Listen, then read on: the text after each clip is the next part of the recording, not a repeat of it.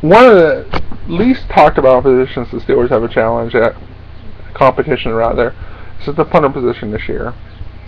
At first, it didn't look like they're going to bring any competition for Drew Butler, which I actually like Drew Butler quite a bit, because Drew Butler's father is one of my, if the Steelers are obviously my favorite team, but one of my favorite teams, because I guess I was young and and it's like one of the very first teams I really watched actually won a Super Bowl, was the 1985 Chicago Bears. And they had a lot of characters on that team, and one of their characters is Kevin Butler, their kicker, and they used to call him Butthead Butler. I'm not sure if anybody else remembers that. And so anyways, the Steelers signed Drew Butler last year as a rookie free agent.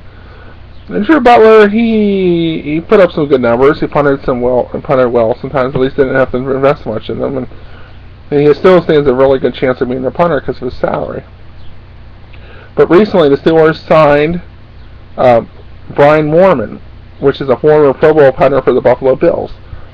And the Bills actually cut him last year. He ended up with the Dallas Cowboys, put up some really good numbers for them. But I think they had a lot to do with the weather they had in Buffalo, and that's what they kind of said. But he keeps himself in really good shape. Because I can actually remember he actually competed in the Pro Bowl athletic competitions, with other really good athletes. And he's a punter. But I guess everybody in the NFL is pretty good athletes now. But anyways, Drew Butler and Brian Moorman will probably have a pretty good competition. I'm not sure who's going to win, but it should be quite interesting. Drew Butler actually had a really long punt one time last year. I think it was like 76 yards. Drew Butler, they get more years out of him. But Brian Moorman, he's a veteran, and it seems like the Steelers have always gotten these punters, and I don't think I can ever remember them ever having a Pro Bowl punter. But for some reason, punters have always interested me, and I've always kind of wish I could have become a punter.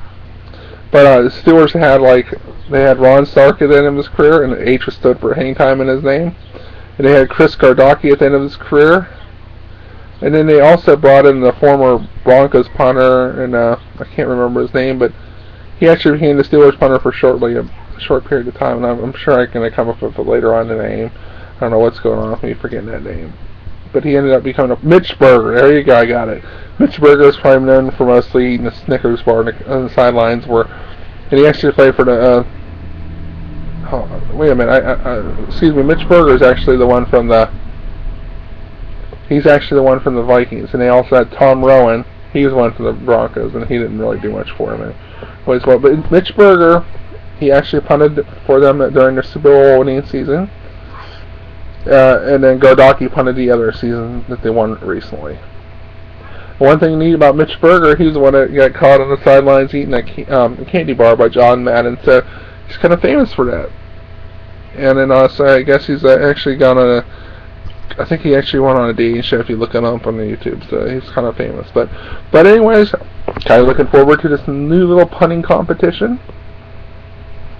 And who knows how it's going to shake out. I don't think their salaries are that much different.